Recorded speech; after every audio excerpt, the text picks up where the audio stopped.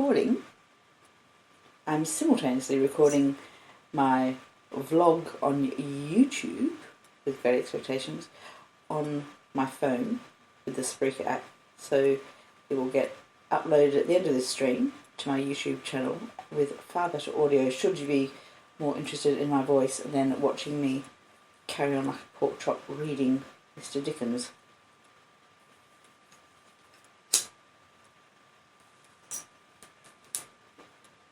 But I would like to say thank you everyone who has recently subscribed, and a special shout out to my subscribers and fans who found me after my channel was so unceremoniously banned.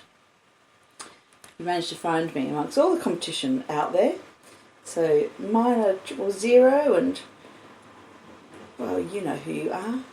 All those sort of chaps. Mr. Rumble, Mr. Filippo, everyone who found me again and bothers to listen to what I have to say, as well as look at my body, because I am body positive. I have lipedema. I've had lipedema for my entire adult life. Lipedema is a fat disorder, not to be confused or misdiagnosed as obesity.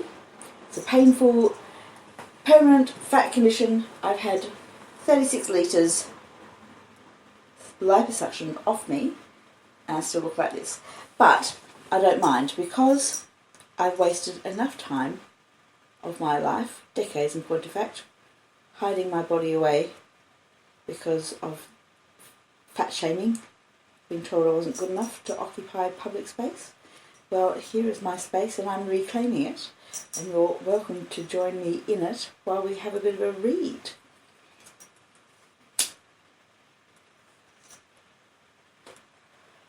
Saturday night's alright for fighting, as Elton says, but I'd rather settle in with a good book, since I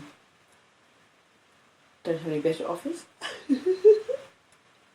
so to speak. I went to Mullingar on Thursday night and did a comedy gig.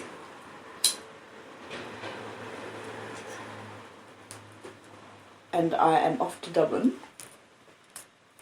on Monday, because I'm starting a new job, which I'm sort of keeping secret, but because I'm forced, my darling, my little ducklings, I'm forced by economic circumstances to go and get a day job again. Hideous of all situations. I'm kidding. It's a fabulous day job and I get to travel, so you'll see more of me in exotic locations, mainly Ireland, which is still exotic to me. But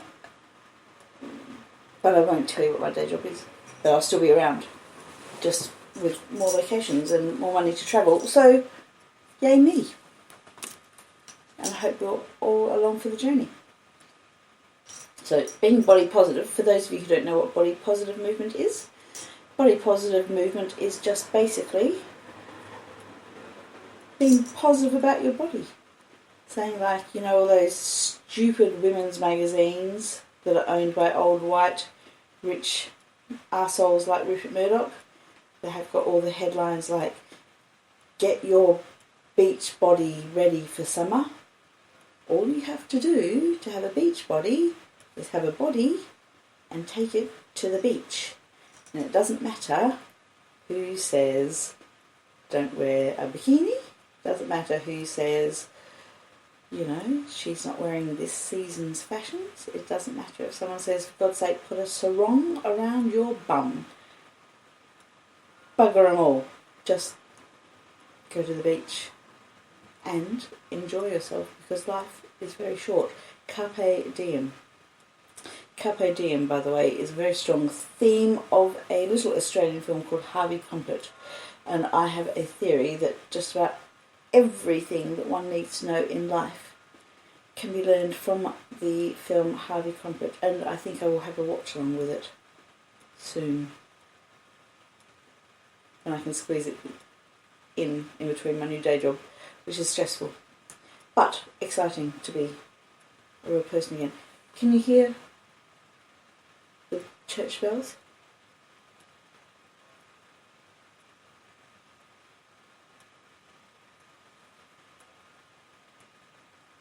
I grew up in the southwest of Western Australia, in a town where the houses were not built close to one another. Most people were on quarter-acre blocks, and the churches were quite a long way from houses. So for me, living in Ireland, or sometimes being in England and hearing the church bells ring in the morning, or the Angelus at noon on the radio, at first it seemed like arcane and surreal, and I used to make jokes about, like, if that was a call to prayer from a mosque, people would say that it was a theocracy, but no one seems to object to the Angelus on the national broadcaster, even though it's a progressive European country.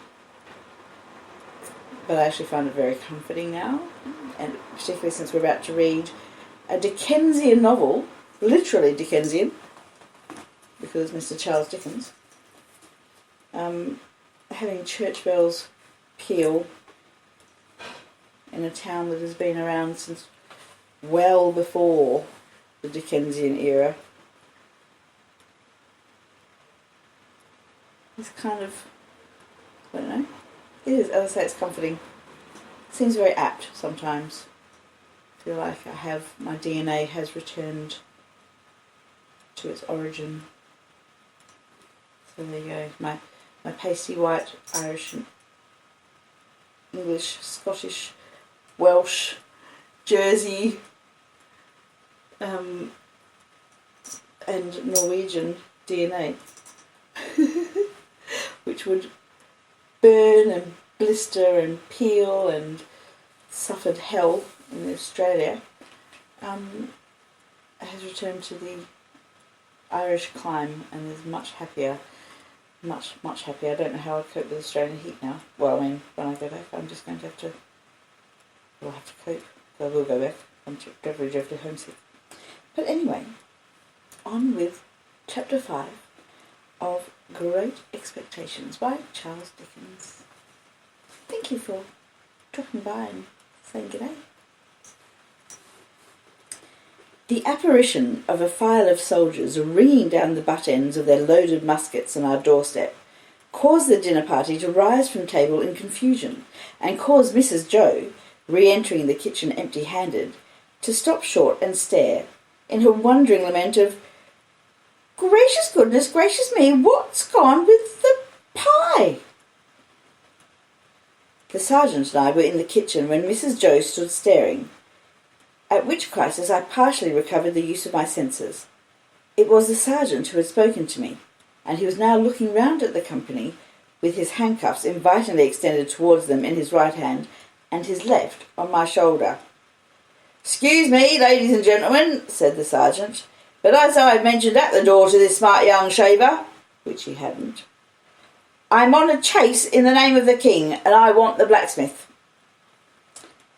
"And pray what might you want with him?" retorted my sister, quick to resent his being wanted at all. "Mrs.," returned the gallant sergeant, "speaking for myself, I should reply, the honour and pleasure of his fine wife's acquaintance. Speaking for the king, I answer, a little job done." This was received as rather neat in the sergeant, insomuch that Mr. Pumblechook cried audibly, "Good again!"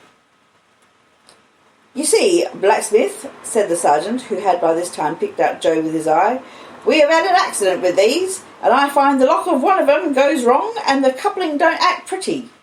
As they are wanted for immediate service, will you throw your eye over them?" Joe threw his eye over them, and pronounced that the job would necessitate the lighting of his forge fire, and would take nearer 2 hours than 1.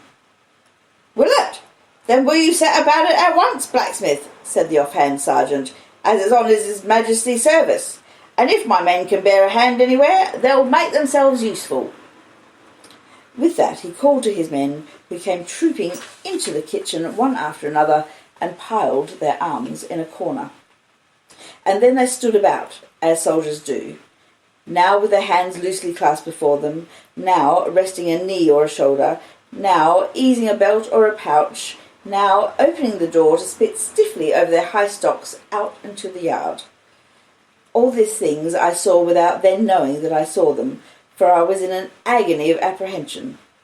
But beginning to perceive that the handcuffs were not for me, and that the military had so far got the better of the pie as to put it in the background, I collected a little more of my scattered wits. "Would you give me the time?" said the sergeant, addressing himself to Mr. Pumblechook, as to a man whose appreciative powers justified the inference that he was equal to the time. "It's just gone 2:30. "That's not so bad," said the sergeant, reflecting. "Even if I was forced to hold ear and eye 2 hours, that'll do. How far might you call yourselves from the marshes hereabouts? Not above a mile, I reckon." "Just a mile," said Mrs. Joe. "That'll do. We begin to close in upon 'em about dusk. A little before dusk, my orders are. That'll do." "Convict, sergeant?" asked Mr. Wopsle in a matter-of-course way. "Aye," returned the sergeant. "2. They're pretty well known to be out on the marshes still, and they won't try to get clear of 'em before dusk. Anybody here seen anything of any such game?" Everybody, myself excepted, said no, with confidence. Nobody thought of me. "Well," said the sergeant, "they'll find themselves trapped in a circle, I expect, sooner than they count on. Now, blacksmith, if you're ready, His Majesty the King is." Joe had got his coat and waistcoat and cravat off, and his leather apron on, and passed into the forge.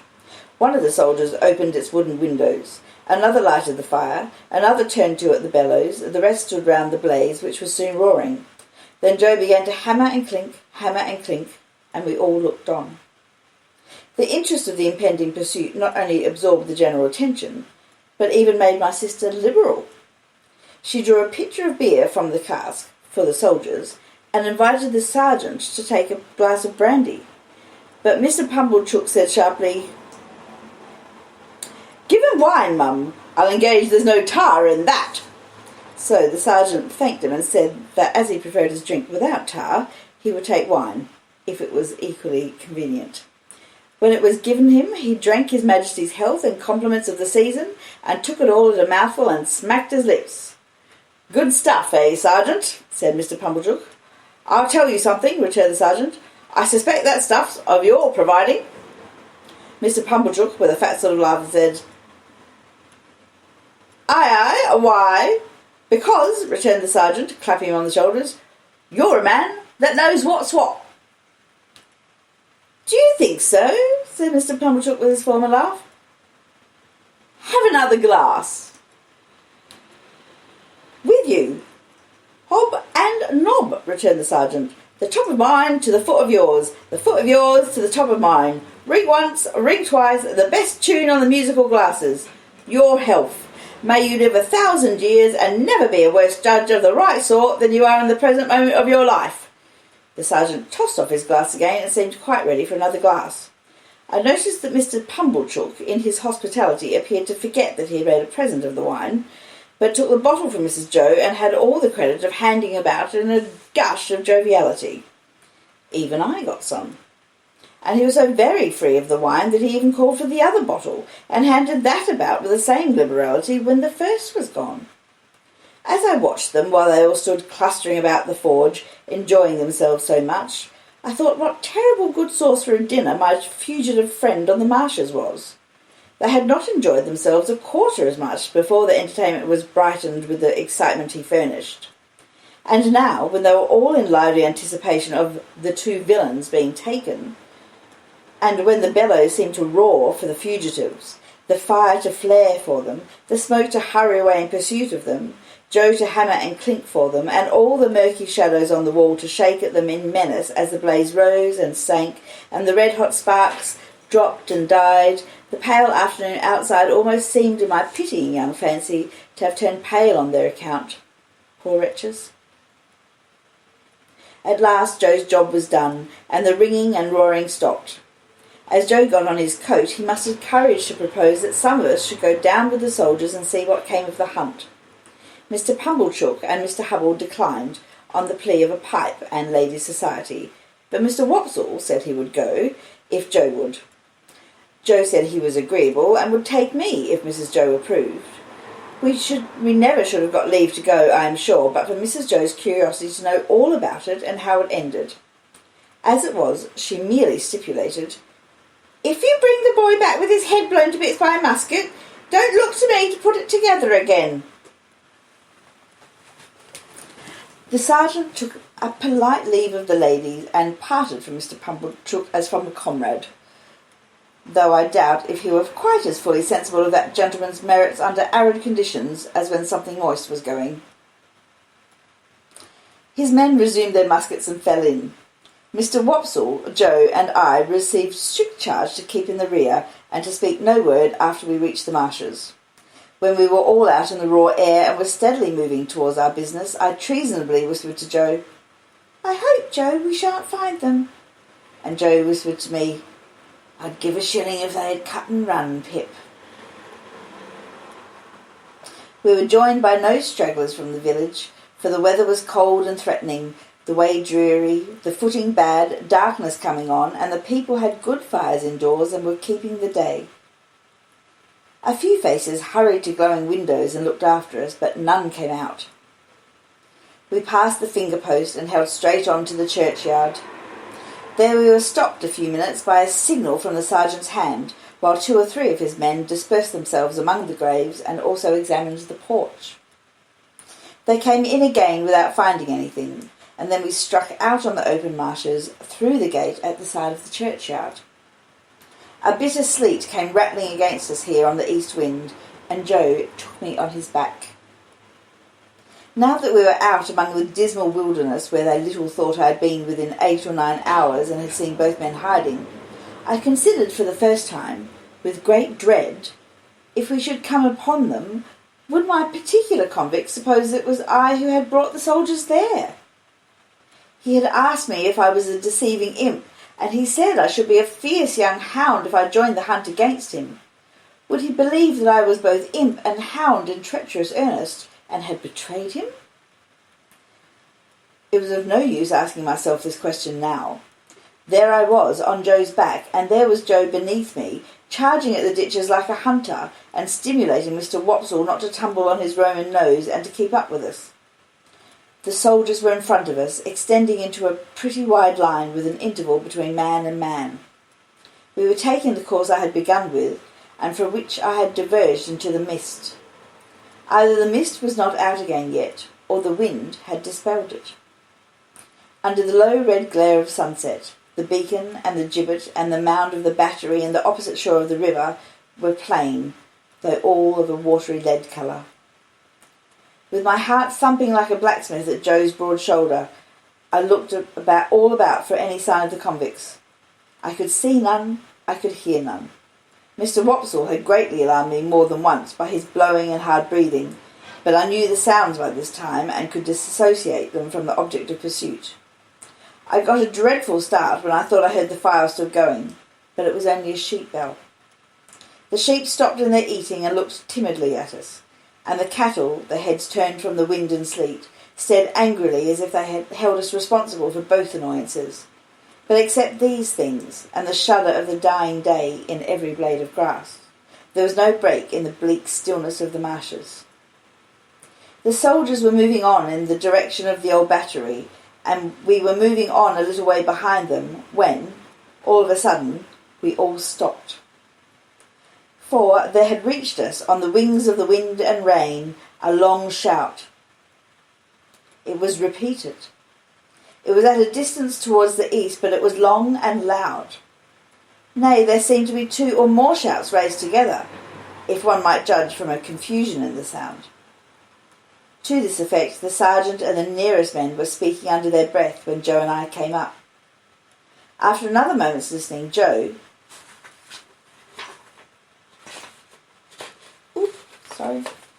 Pages are together.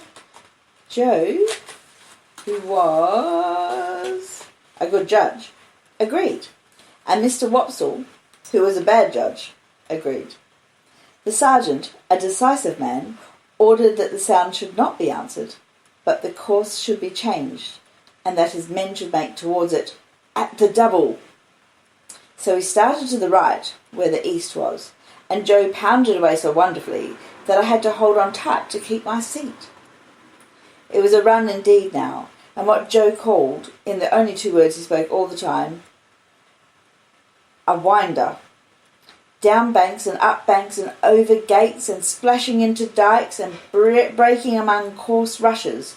No man cared where he went. As we came nearer to the shouting, it became more and more apparent that it was made by more than one voice.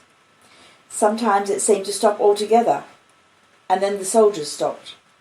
When it broke out again, the soldiers made for it at a greater rate than ever, and we after them. After a while we had so run it down that we could hear one voice calling, "Murder!" and another voice, "Convicts! Runaways! Guard! This way for the runaway convicts!" Then both voices would seem to be stifled in a struggle, and then would break out again. And when it had come to this, the soldiers ran like deer, and Joe too. The sergeant ran in first, when we had run the noise quite down, and 2 of his men ran in close upon him. Their pieces were cocked and levelled when we all ran in. "Here are both men," panted the sergeant, struggling at the bottom of his ditch. "Surrender, you 2, and confound you for 2 wild beasts. Come asunder." Water was splashing and mud was flying and oaths were being sworn and blows were being struck when some more men went down into the ditch to help the sergeant and dragged out, separately, my convict and the other one. Both were bleeding and panting and execrating and struggling, but of course I knew them both directly. "Mind," said my convict, wiping blood from his face with his ragged sleeves and shaking torn hair from his fingers. "I took him. I give him up to you. Mind that."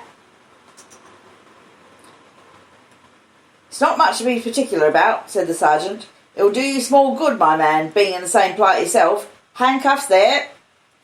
"I don't expect it to do me any good. I don't want it to do me more good than it does now," said my convict with a greedy laugh.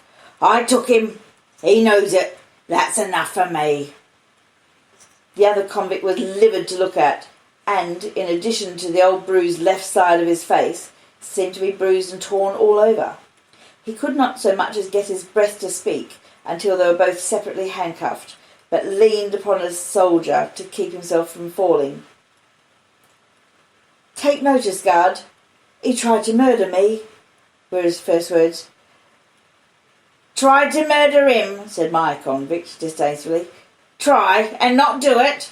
I took him and give him up. That's what I done. I not only prevented him getting off the marshes, but I dragged him here, dragged him this far on his way back. He's a gentleman, if you please, this villain. Now the Oaks has got his gentleman again, through me. Murder him. Worth my while too to murder him, when I could do worse than drag him back." The other one still gasped. He tried to murder me. Bear witness." "Looky here," said my convict to the sergeant. "Single-handed I got clear of this prison ship. I made a dash and I done it. I could have got clear of these death-cold flats likewise. Look at my leg. You won't find much iron on it. If I hadn't made discovery that he was here. Let him go free. Let him profit by the means as I found out. Let him make a tool of me afresh and again. Once more. No, no, no. If I died at the bottom there," and he made an emphatic swing at the ditch with his manacled hands, "I'd have held to him with that grip that he should have been safe to find him in my hold."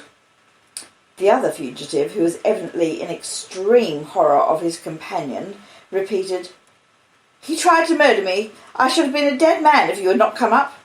"He lies," said my convict with fierce energy. "He's a liar born, and he'll die a liar. Look at his face. Ain't it written there? Let him turn those eyes of his on me. I defy him to do it."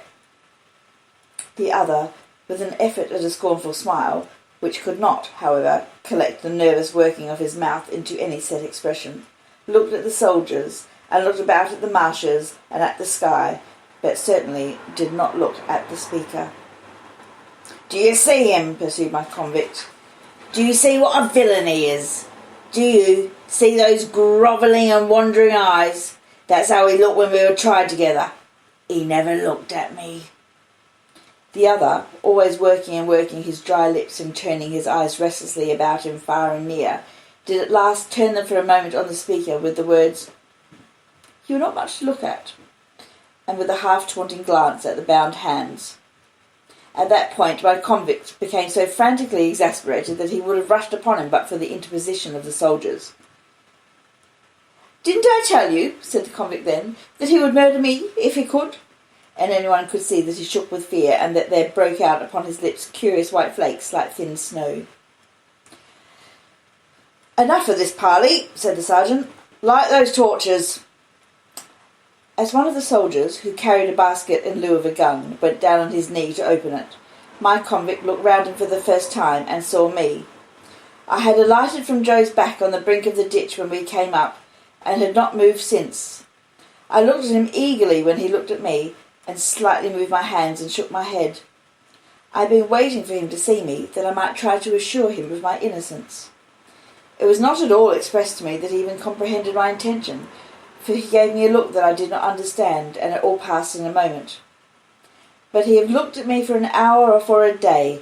I could not have remembered his face ever afterwards, as he having been more attentive. The soldier with the basket soon got a light, and lighted 3 or 4 torches, and took one himself and distributed the others. It had been almost dark before, but now it seemed quite dark, and soon afterwards very dark.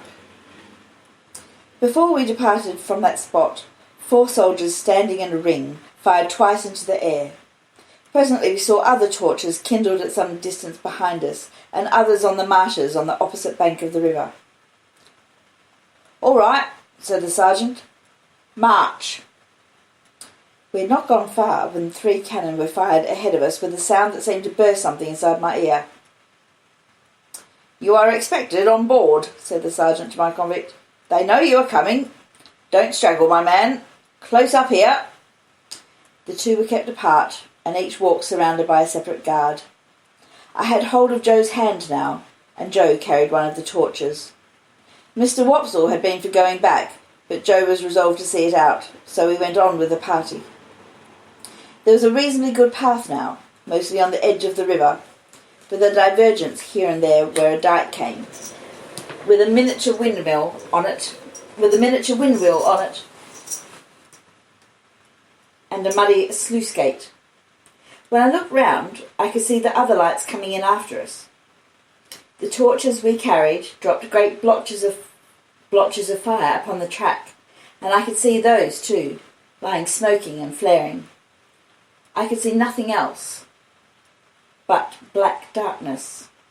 Our lights warmed the air about us with their pitchy blaze, and the 2 prisoners seemed rather to like that, as they limped along in the midst of the muskets. We could not go fast, because of their lameness, and they were so spent that 2 or 3 times we had to halt while they rested. After an hour or so of this travelling, we came to a rough wooden hut and a landing place. There was a guard in the hut, and they challenged, and the sergeant answered. Then we went into the hut, where there was a smell of tobacco and whitewash, and a bright fire, and a lamp and a stand of muskets, and a drum and a low wooden bedstead, like an overgrown mangle without the machinery, capable of holding about a dozen soldiers all at once.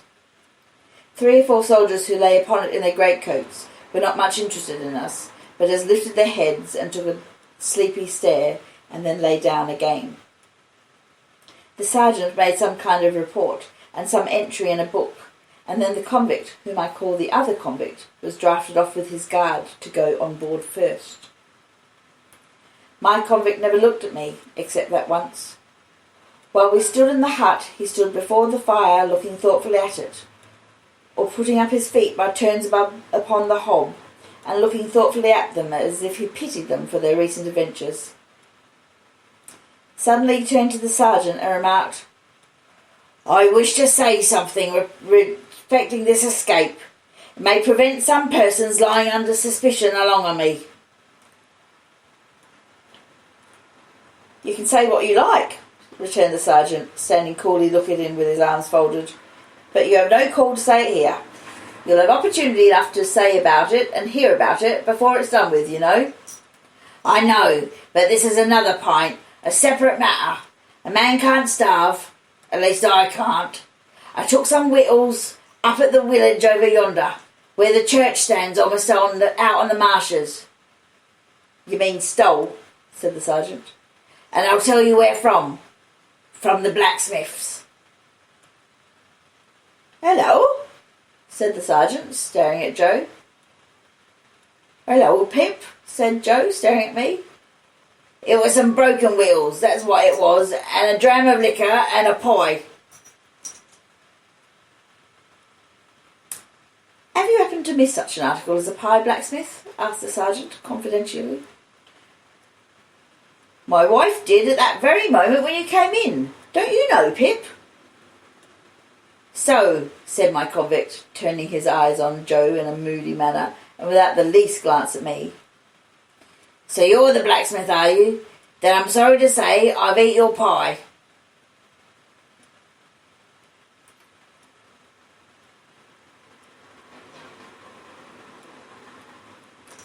I do apologise for the pause. I get a bit teary.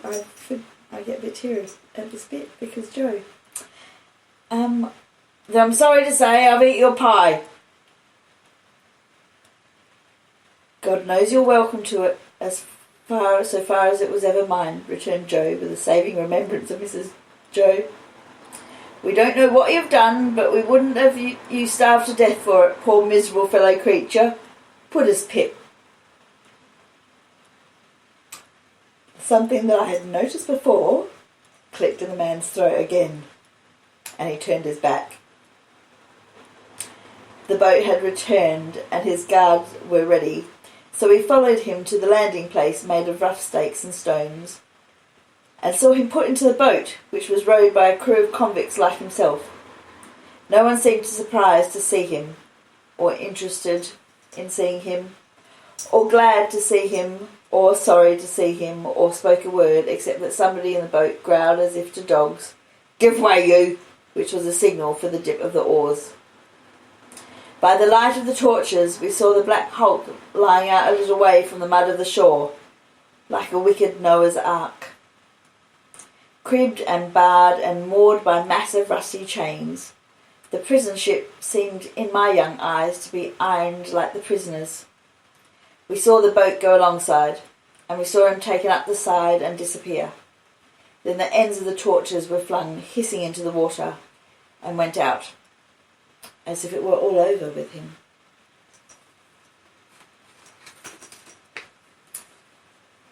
And that was chapter 5 of Great Expectations by Charles Dickens,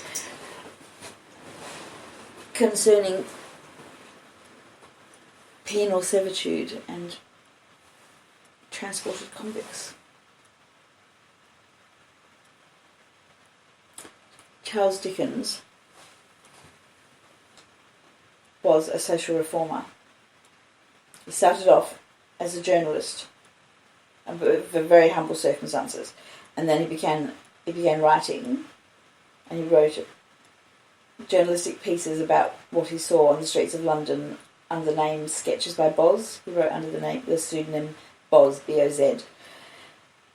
And then he started serialising novels in magazines and became Charles Dickens, the great social reformer, because people started paying attention to what was happening amongst the working class, who were ruled by rotten aristocracy